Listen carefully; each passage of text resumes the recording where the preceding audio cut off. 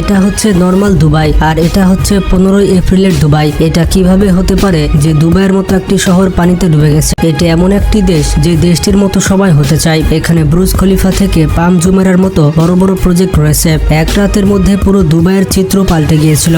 এখনো পর্যন্ত আমরা ভারতকে কিংবা বাংলাদেশকে বন্যাতে ডুবতে দেখেছি, কিন্তু এইরকম অবস্থা এখন মিডল ইস্টে দেখা গিয়েছিল। 15 এপ্রিলে শুধুমাত্র একটি দেশে নয়, ইউনাইটেড আরব আমিরাটস, সৌদি আরবিয়া, বাহরাইন এবং ওমানে অনেক মাত্রায় বৃষ্টি হয়েছিল। এই রাতে এত পরিমাণ বৃষ্টি হয়েছিল যে দুবাইয়ের মতো শহর পুরো পানিতে ভেসে গিয়েছিল।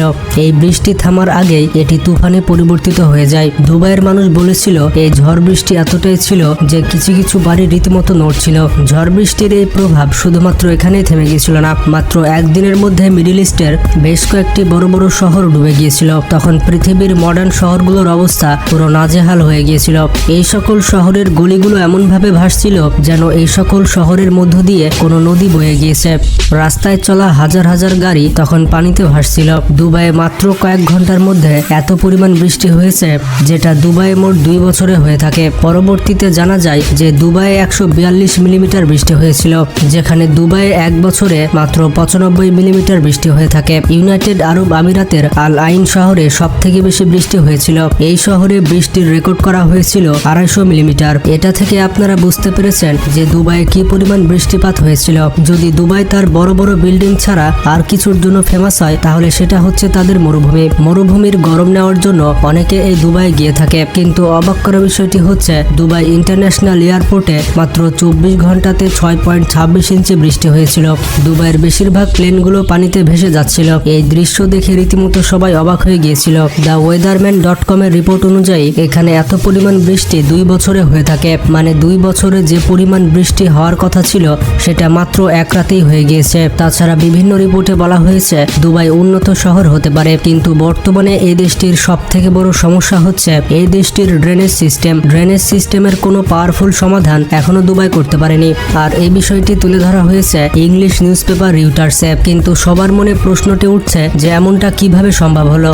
21 শতকের এত উন্নত একটি দেশ এক রাতে কিভাবে ডুবে যেতে পারে? অনেক ওয়েদার বিশেষজ্ঞ বলে থাকেন আরাবিয়ান পেনিনসুলা থেকে একটি ঝড় ওমানের দিকে যাচ্ছিল, কিন্তু আস্তে আস্তে এই ঝড়ের ডেন্সিটি বাড়তে থাকে আর এই কারণে ঝড়টি মিডল ইস্টের বেশ কয়েকটি কান্ট্রিতে প্রভাব ফেলে। এর সব থেকে বড় প্রভাব ওমানে দেখা গিয়েছিল, কিন্তু দুবাই শহরকেও এই ঝড়টি তার শিকার বানিয়েছিল। কিন্তু 3 দিনে এই সকল দেশে যে পরিমাণ ক্ষতি হয়েছে তার জন্য বিশেষজ্ঞরা নেচারকে দোষ দেওয়ার পরিবর্তে এই কয়েকটি দেশকেই দোষ দিচ্ছে। বিশেষজ্ঞরা বলছেন এই কয়েকটি দেশ নিজের পায়ে নিজে কুড়াল মেরেছে।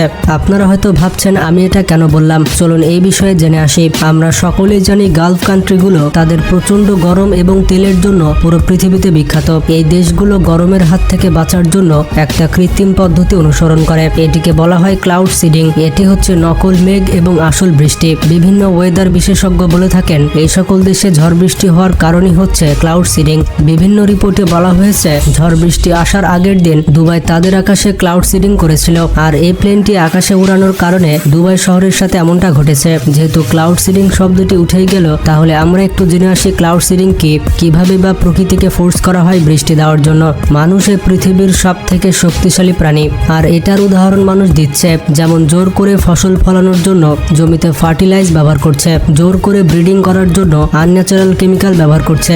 ছোটবেলায় আমরা যে ওয়াটার সাইকেল সম্বন্ধে জেনেছি সেটার সাথেও জোর জবরদস্তি করছে মানুষ। ক্লাউড সিডিং কি এটি জানার জন্য কোনো রকেট সায়েন্সের প্রয়োজন নেই। যখন কোনো দেশে প্রাকৃতিকভাবে বৃষ্টি হয় না তখন কৃত্রিমভাবে মেঘ তৈরি করে বৃষ্টি ঘটানোকে ক্লাউড সিডিং বলা হয়। এই ক্লাউড সিডিং এর জন্য প্রয়োজন হয় সিলভার আয়োডাইড, পটাশিয়াম আয়োডাইড এবং ড্রাই আইস। এই ড্রাই আইসকে আবার সলিড কার্বন ডাইঅক্সাইডও বলা হয়। এই কেমিক্যালগুলোকে হেলিকপ্টার কিংবা প্লেনের মাধ্যমে আকাশে মেঘের পাশে স্প্রে করা হয়। তারপর এই পার্টিকেলগুলো ভাবকে অ্যাট্রাক্ট করে, আর এই কারণে ওই জায়গায় সকল মেঘ এক জায়গায় হয়ে যায়। যখন অনেক পরিমাণ মেঘ এক জায়গায় হয়ে যায় তখন সেই মেঘগুলো বৃষ্টি আকারে ঝরে পড়ে।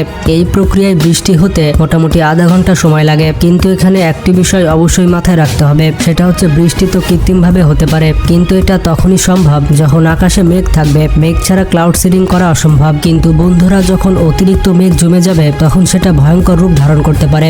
এমনকি এই বিশাল মেঘগুলো বড় বড় ঝড়কে টেনে আনতে পারে। আর্টিফিশিয়াল বৃষ্টির এই পদ্ধতি প্রথমবারের মতো আবিষ্কার করেছিলেন ভিনসেন্ট শেফার এবং ইরভিং ল্যাংমুইর। শেফার 1946 সালে ক্লাউড সিডিং এর এই পদ্ধতি খুঁজে বের করেছিলেন। এরপর 13 নভেম্বর 1946 সালে প্রথমবারের মতো ক্লাউড সিডিং করা হয়। এই পদ্ধতি আবিষ্কার করা হয়েছিল যাতে কোনো দেশ বিপজ্জনক সিচুয়েশন থেকে উদ্ধার হতে পারে, কিন্তু এই ক্লাউড সিডিং পদ্ধতি পৃথিবীর প্রায় অনেক দেশে ব্যবহার করা হচ্ছে, আর সেটিও কোনো রকম ইমার্জেন্সি ছাড়াই। যেই দেশগুলোতে খরা হয়ে থাকে কিংবা যেই দেশগুলোতে দূষণ অনেক বেশি, সেই দেশগুলোতে ক্লাউড সিডিং ব্যবহার করা যায়। যেমনটা জানেন, ইউনাইটেড আরব আমিরাত হচ্ছে পৃথিবীর সব থেকে গরম দেশগুলোর মধ্যে একটি, এবং এই দেশটি সব থেকে বেশি ক্লাউড সিডিং করে থাকে। ইউনাইটেড আরব আমিরাত প্রথমবারের মতো ক্লাউড সিডিং করেছিল 2002 সালে। এই ক্লাউড সিডিং পদ্ধতি শুধুমাত্র মিডল ইস্টের দেশগুলোই করছে না, বরঞ্চ ক্লাউড সিডিং পদ্ধতি পৃথিবীর প্রায় 60টি দেশ করেছে, এবং এই লিস্টে চায়না এবং ইন্ডিয়াও রয়েছে। 2009 ইন্ডিয়া আজ পর্যন্ত বেশ কয়েকবার ক্লাউড সিডিং ঘটিয়েছে। ইন্ডিয়াতে প্রথমবারের মতো ক্লাউড সিডিং করা হয়েছিল 1951 সালে। সে সময় ভারতের বিখ্যাত ক্লাউড সায়েন্টিস্ট ছিল এসকে চ্যাটার্জি। তিনি প্রথমবারের মতো ইন্ডিয়াতে এই কৃত্রিম বৃষ্টি ঘটিয়েছিলেন। তিনি হাইড্রোজেন ভর্তি বেলুনে লবণ এবং সিলভার আয়োডাইড দিয়ে দিয়েছিলেন। এই বেলুনগুলো কেমিক্যালগুলোকে মেঘের সাথে মিশ্রিত করেছিল, আর এইভাবে কৃত্রিম বৃষ্টি ঘটিয়েছিল। ইন্ডিয়াতে ক্লাউড সিডিং দুই কারণে করা হয়। একটি হচ্ছে খরা মোকাবেলা করার জন্য, আরেকটি হচ্ছে ড্যামের ওয়াটার লেভেলকে বাড়ানোর জন্য। এছাড়াও ইন্ডিয়ার বেশ কয়েকটি প্রাইভেট কোম্পানি এই ক্লাউড সিডিং পদ্ধতি অনুসরণ করেছে। তবে আজ পর্যন্ত বাংলাদেশে কৃত্রিম বৃষ্টি ঘটানো হয়নি, তবে আশা করা যাচ্ছে ভবিষ্যতে বাংলাদেশে এই ক্লাউড সিডিং পদ্ধতি দেখা যেতে পারে। এরকমই ইন্টারেস্টিং সব ভিডিও পেতে আমাদের চ্যানেলটি সাবস্ক্রাইব করে পাশে থাকা বেল আইকনটি ক্লিক করুন।